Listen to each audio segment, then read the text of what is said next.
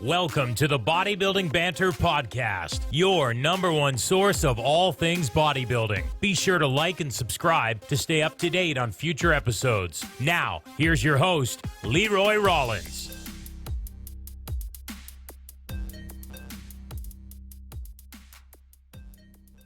Let's get the introductions out of the way. So tell the people who you are and what you're all about, my man.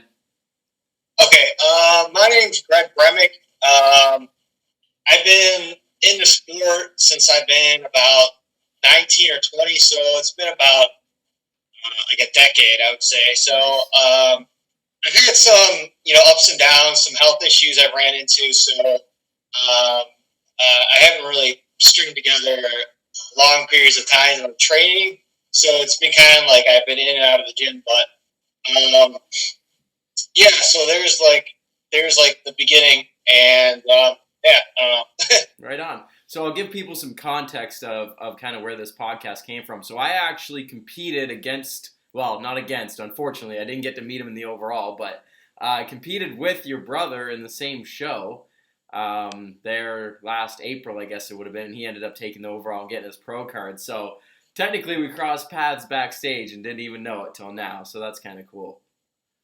Yeah. I remember seeing you, and I was like, hey, that's the same guy. I see online, and I know my brother talked to you a couple times. So yeah, that was a great show. I mean, I remember especially what stuck out to that show was like how professional it was backstage. Like I like how behind the stage they have the mirrors and everything before you go out. I thought that was really nice, and especially the lighting is what really drew me to that show, because I know. To go off on a little tangent, I know like a lot of people put on shows, and I always get back these photos of people that are on stage, and they're always like telling me to critique them or something. Yeah. And I'm always like shaking my head sometimes because I think like the lighting is just so terrible. Yeah. It's like sometimes these promoters put these shows on, and they don't know how to get the lighting right. It just kind of shocks me. But that's story. It's amazing how much lighting can make a difference, because I've been to shows up here in Canada where it's like, backstage where there's like some good down lighting and you just look unreal, and then on stage you almost look washed out and like back to being 6 weeks out.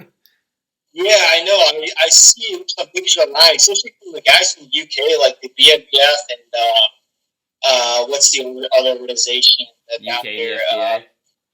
There's a couple other organizations where their lighting is like beautiful. Yeah. Like every competitor just looks great, you know what I mean? Yeah. And then you'll get some shows down, in the States, and you're just like, it just really bothers me that, that some of these promoters don't put time into getting the lighting right for the competitor or something. Yeah, because I mean, at the end of the day, like the trophies and stuff, they kind of fade away, but it's those photos that we have to remember everything, right? So if you don't have good photos, I mean, the two that you sent me, those two backstage photos are incredible, but then that stage photo that you have of yourself is like, you can't really tell much. Yeah, I know. Like when I got my photos back in 2009, I mean, the lighting was like, I was shocked at how bad everyone looked bad. Like even the guys that were like the top of the class, they looked bad. And I was like, did I look that bad? Like, yeah. I was like, holy crap. Yeah, you gotta kind of be realistic and realize that sometimes you go to shows and the lighting's not good, and you gotta look at yourself under good light and be like, I look good, but maybe under certain circumstances, that you're put into a different environment. You're just not gonna look as good. Yeah. So you and your brother are twins, yeah? Yeah, we're fraternal twins, and he was. I've always thought he was like the guy who would blow up in the bodybuilding for me, but I got to do it first, and he got to do it. Yeah. He just took it to a completely different level. He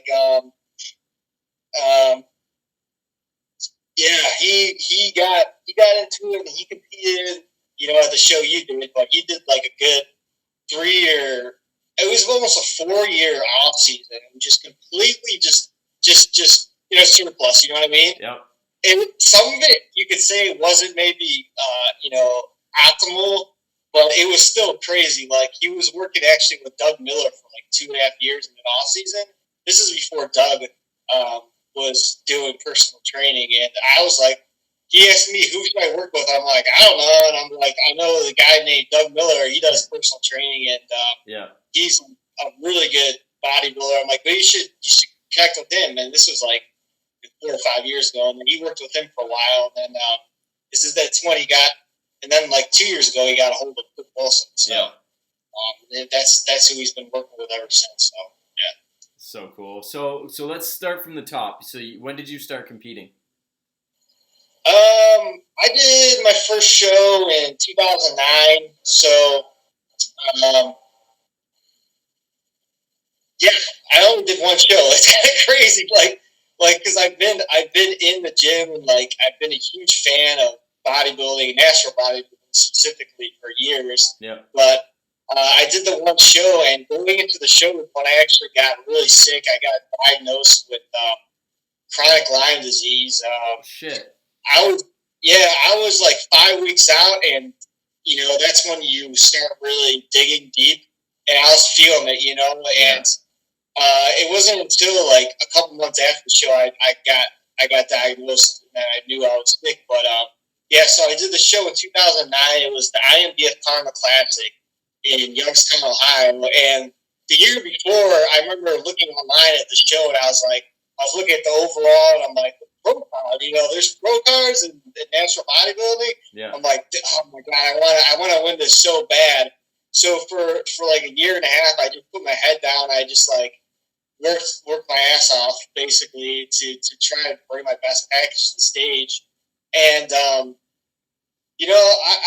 always had like a really good structure, but I wasn't really confident with like how I was gonna look when I got lean, because I never got like super shredded. Yeah. I think like the lean I got was maybe like 10 or 11% body fat. But 2009 was the year I did the show, and I actually worked with a guy back then. He's a pretty big name now. You probably know who he is, Lane Norton.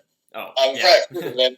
Yeah, he was like the go-to coach. Him and Dr. Joe Kondeski were like really big names back then. And I got a hold of Lane Norton. He got me prepared for my first show, and it was a good experience. I did get sick, like I said, I got the Lyme, and I didn't know how to deal with the symptoms, so I wasn't really at like the condition I really wanted to be at. I was about maybe 3 to 5 pounds away from that, but right. I did bring a good enough package where I had a really good shape, and I really, for my age, like I was only 21, and I brought some decent density for my age. Yeah.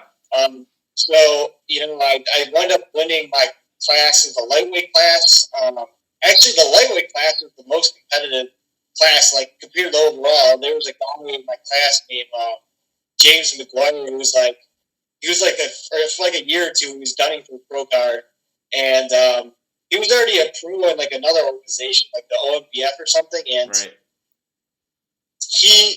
me and him were, like, toe-to-toe. It was actually, they brought both of us back out, so it was only 2 guys. It was crazy. They never do that anymore, Yeah. There's 2 guys on both class. And, went from shot to shot, and I ended up winning the lightweight class. And then I had the night show. I came out, and I think I remember I filled out like a little bit more. It was like things were a little bit different back in 2009. Everyone was doing their different things, but I looked a little bit better, I think, because at the morning show I wasn't popping as much, but the night show I was, and I ended up winning the overall, and I won my pro card, so it was a great experience. I was on cloud 9. Even though your first show, you won your pro card. Yeah, first show I won my pro card, and that's the WMBF. Yeah, I was 21 too. It was like it was unreal, man. It was like crazy, And I think back then, like there was only like 1 or 2 guys like at that age that won the pro cards that young, So I remember backstage though, like I don't tell many people the story, but I'll tell you. This guy came up to me. I don't know if he was working with the promoter at the show. He comes up to me. He's like, It's like, dude, if you step on the pro bodybuilding stage right now, though, you get your ass kicked. I'm like, dude, thanks for telling me this now. I just won the show, but he was just giving me a reality check at that time because I had high ambitions for an amateur, but like for a pro, I was at the bottom of the mountain again. You know what I mean? So it was a good experience. But I heard this. That's funny you say that. I heard this quote the other day. I can't remember where it was from, but it was like, "Don't be in a rush to turn pro because you might never win a show again." Oh God, yeah. It was kind of like a blessing in disguise. Like, I mean, I won the show, and then after that, I've always for a couple of years I was dealing with the Lyme disease, and like I was doing a lot of treatment, but then I think back again, like. Maybe if I didn't get the Lyme, I did a few other shows, and then like maybe one. It's just kind of like you always hear about people like winning shows and then like disappearing. It's like no, I didn't really disappear. I just got really sick. You know what I mean? And like during the time when I was getting treatment, I was still like in and out of the gym, but like I was still like a huge fan of bodybuilding, and especially national bodybuilding. But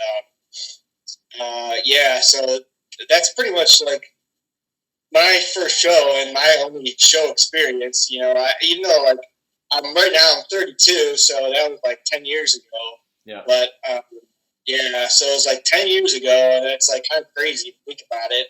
I really haven't like linked together like long periods of growth. You know what I mean? Because I've been in and out of treatments, so that's what I'm kind of doing right now. I've been making some really good progress the last like year or so. Nice. So that is like the longest time I've had to make progress too. It's kind of crazy for 10 years. So yeah, I mean, I don't know. I guess you could say, muscle memory is a real thing. You know what I mean? Like once you put on that muscle, like that first, that first like clay you carve muscle, like you bulk up. You have that dense muscle, and it comes back, man. I took the funny thing is I took like 2.5, 3 years out from the gym, and it's like it comes back. You know what I mean? Yeah. It just takes. I don't know. I went on a little tangent there. Oh man, that's cool. So what's your training like now? So if you've had a good kind of year run, what's that year looked like? It's been a little bit different than I'd say most people. My recovery capability is not as high or not as regular as most individuals. So like for a period of time, I was taking like I would do like 2 or 3 work days of lifting, and then I'd take actually 2 days off. So every off day was actually 2 off days. Okay. My body would need that recovery. I know a lot of people are like this huge advocate of getting more workouts in, like throughout a week, high frequency. I've noticed that for me that frequency is not the answer. You know what I mean? Your body needs time to recover.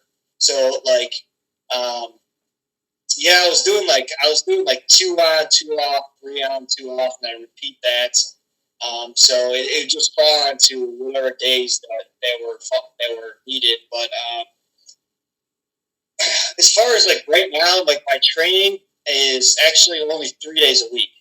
And I know that people are like, "Oh, you only train 3 days a week?" Yeah, it's kind of crazy, but I have like a manual labor job, and I still deal with the chronic Lyme disease. Yeah. And right now I'm doing like 3 days a week. Monday is a full body power day, so it's like lower volume, heavier weight. Not to complete failure, but enough where you're kind of working the neural pathways. Yep. And then Wednesday we'll either rotate a leg shoulder workout or a back and bicep workout. And then Friday will just be a chest and tricep workout. And those are a little bit higher rep ranges, anywhere between, depending on the week, farther in the mesocycle, it's either like 8 to 10 reps or all the way up to like 15 to 30 reps. I know you work with Cliff Wilson, right? Yeah, you work with Cliff. Yeah. He does like the super high reps, 30 reps set. So it's like, when you're doing like 15 to 30 reps, it's like crazy, But do you know what? Like at first I didn't like it, but then like it's weird because like a couple months later when I started to diet down, I actually noticed that the higher rep stuff, like the lighter weight stuff, it does help with your I think it does help with muscle shape. And like when you start noticing the effects like months before doing the higher rep stuff, you were like maybe my body did need a little bit of switch. Yeah, there's certain certain movements that I've grown to really like that 20 to 30, like leg extensions, like man, 30 rep sets on that shit freaking kills. Like lateral raises, like a lot of isolation stuff, like going into that higher rep range is definitely fun. Like you'll probably never catch me do 30 rep squats or 30 rep deadlifts, but lunges, leg extensions, laterals, even arm work, like I'll get up there and really get that lactic acid burn, and it's a good time. The 30 rep sets are crazy. I remember doing the hack squat with 30 rep, like ridiculous, you know what I mean? And then Cliff had me doing that with the superset, right? Like, yeah. Yes, he did with the superset. It was like seated leg string or seated hamstring curl 30 reps, and then hack squat 30 reps, and you're like, it's like Jesus Christ, you know what I mean? Yeah. You're only hitting 1 or 2 plates on the hack after all that shit, right? I was doing like 25 pounds side, but it's humbling, you know what I mean? Yeah.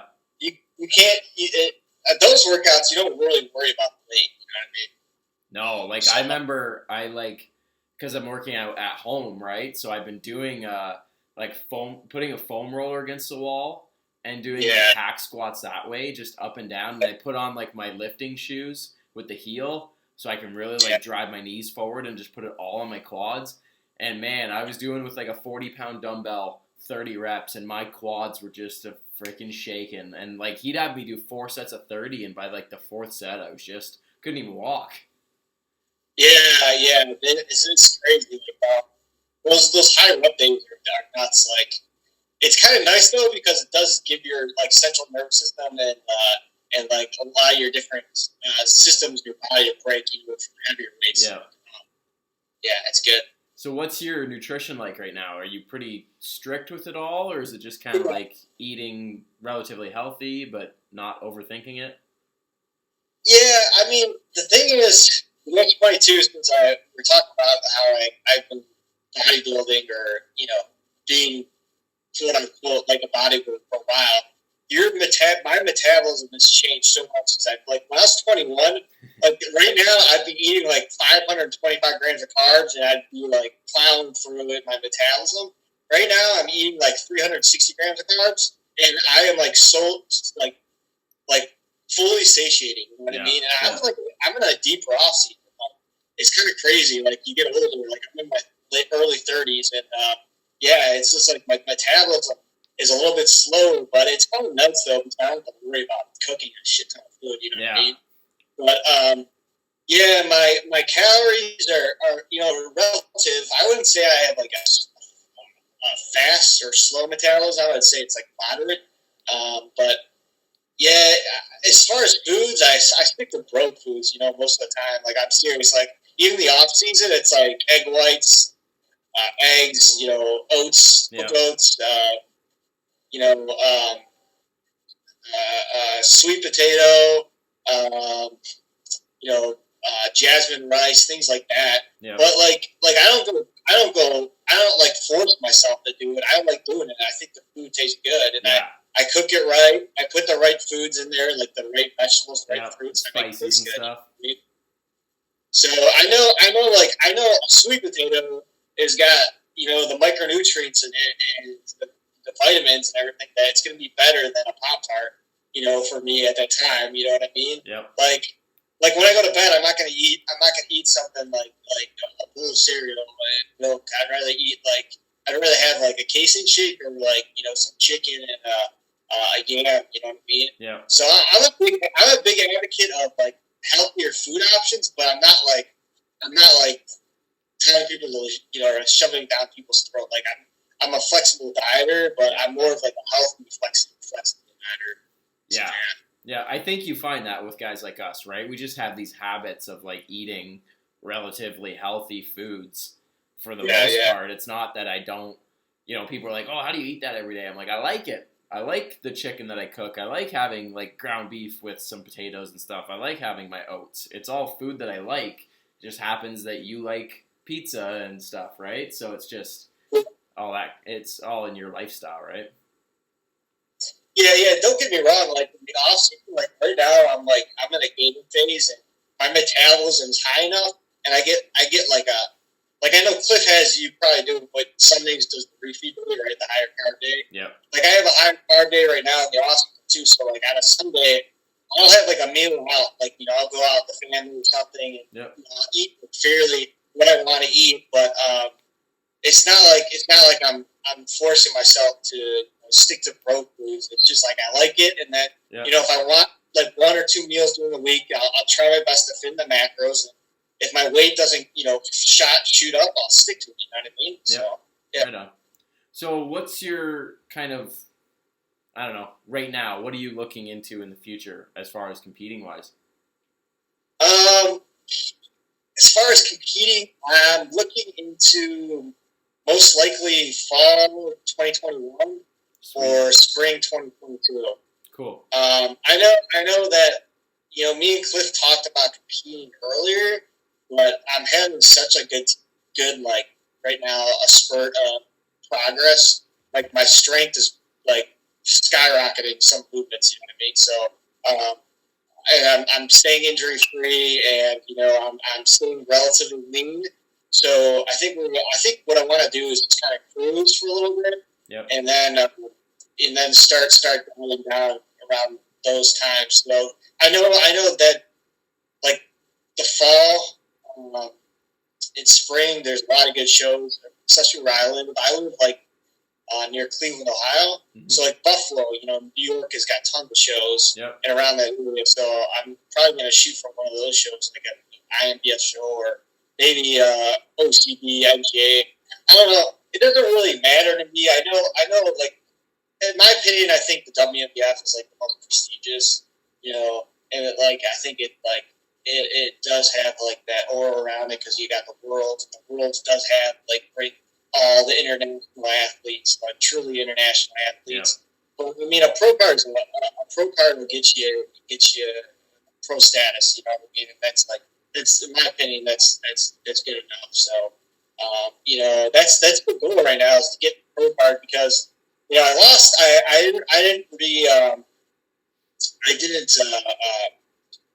You know, I got the pro card when I was like 21, but I didn't, you know, get it back because I just got sick, and I just kind of like, I was like, you know, if I'm going to compete again, I'm going to win my pro card again. You know, that's what I'm going to do. Yeah. So yeah, so that's the plan right now, and we're going to probably do a season of try to shoot for a pro card and then a pro show. I'm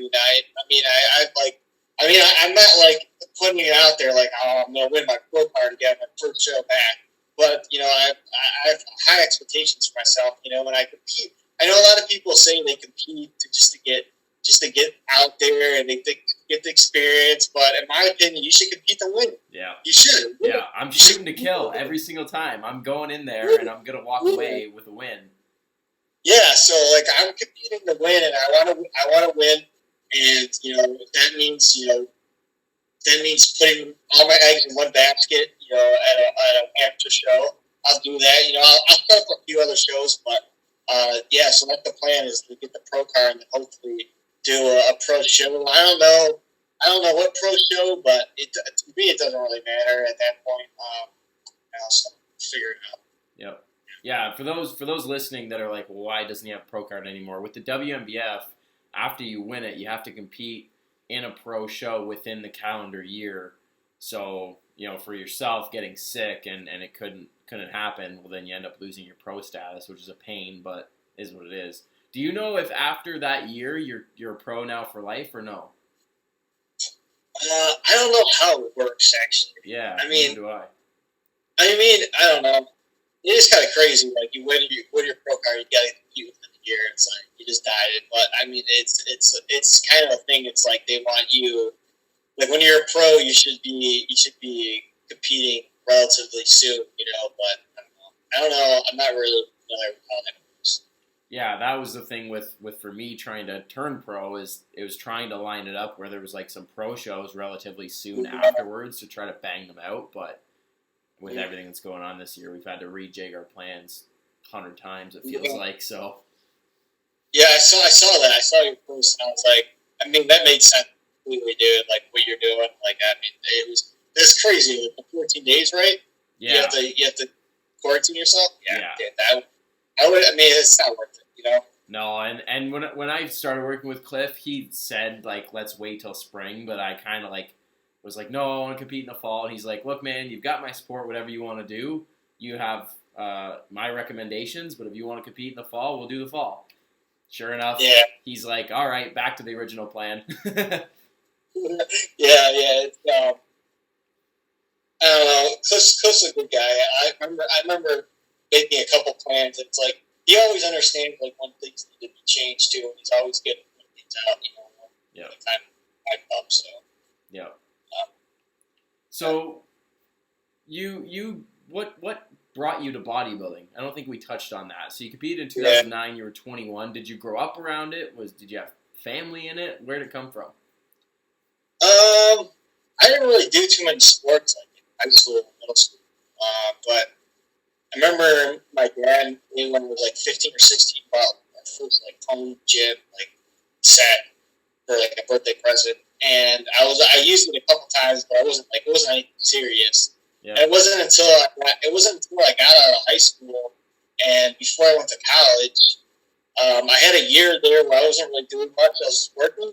So that's when I first started getting lifting, and I noticed that there was like I was making some really good gains. But as far as getting into the gym, it was basically like the same thing as everyone else. Like, I think when you're that young, you just kind of like want to press girls, right? You know what I mean? Yeah.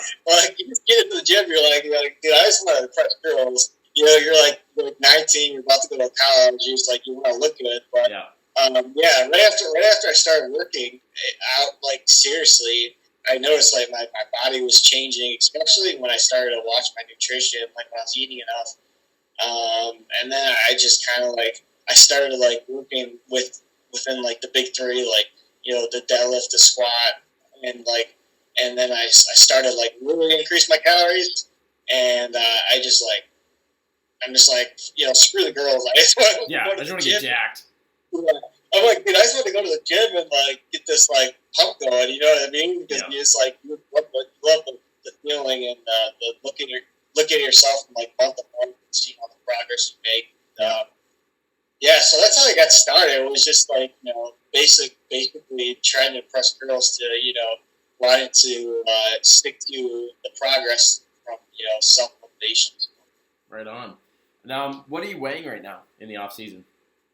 I don't weigh myself that much, but I think last time I weighed in, it was like around 184, 185.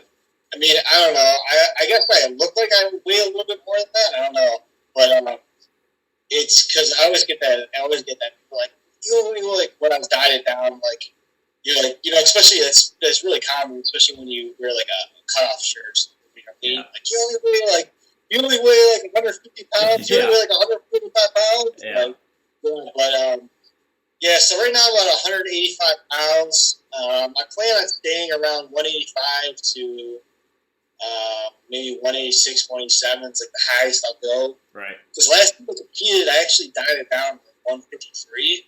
So I'm pretty sure I'm like 5'5". So it's like that's like what I would be at. That's solid.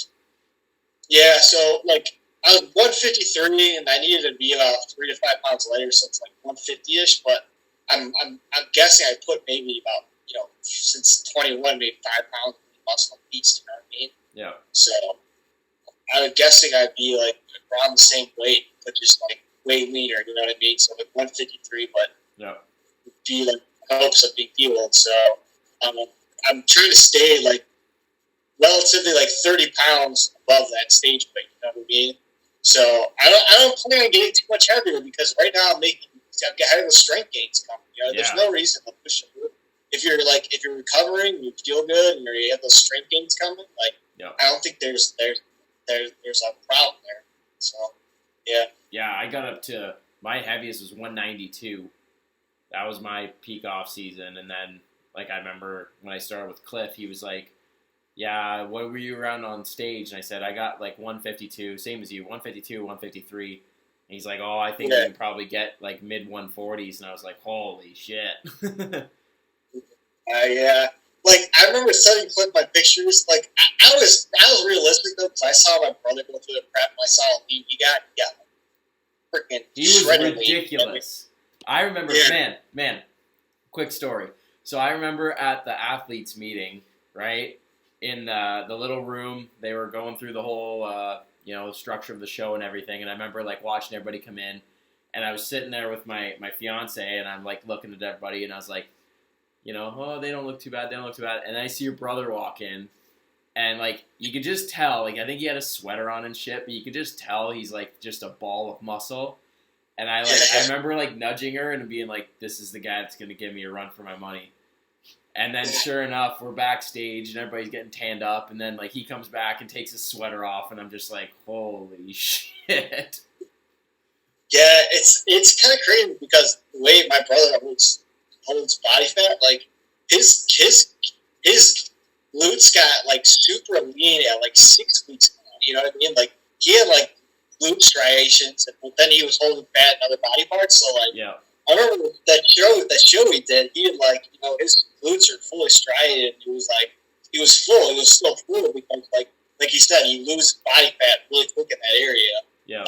So yeah. He looked like so good at that show. I was shocked. Like, I didn't realize that he would, like, peak that well. That was the first time I seen somebody peak that well.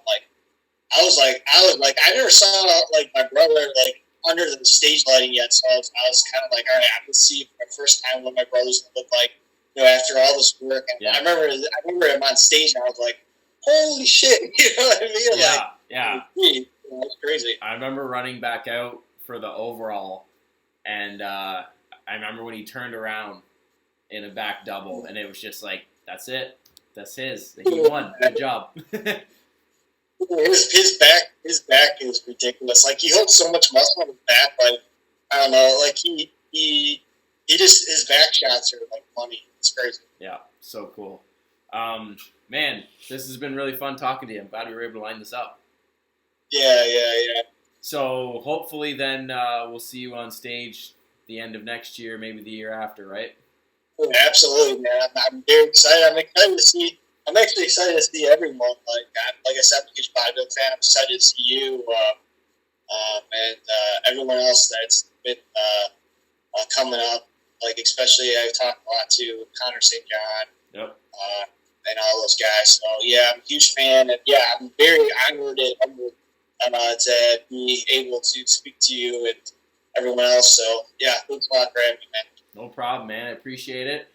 Quickly plug the Instagram. I know you're not as social media savvy as some of us, but you're getting out there. So where can people find you, dude? I think my Instagram handle is like Gregory D. Bremec. It's like my first full name, my middle initial, and then my last name are Greg Bremec. You'll be able to find me, search for me. So yeah, if you go to my Instagram, I post more recently because it's the off season and I have a little bit more time. So, but once I start getting into prep, I'm not a huge social media guy. Like, very introverted. So I'm like, even coming out here was kind of hard. Like, dude, I don't know how to do this, like something like really, like, man, it's crazy. But yeah, you can follow me there, and I'll post some updates in there, some workouts and stuff. Like, I really I take pride. I think people should take pride in their workouts, especially if they're making strength gains and you want to post them. I think that's cool. You know what I mean? So I do that, and I love watching other people do their lists and everything. So yeah, I'm a big fan of that. So yeah, just follow me if you want to. If you don't, that's cool. So, yeah. All right, people. Hopefully you enjoyed the episode. I thank you again, my man, for coming on. And if you guys did like it, please like the video and subscribe to the channel for future episodes. And we'll see you guys in the next one.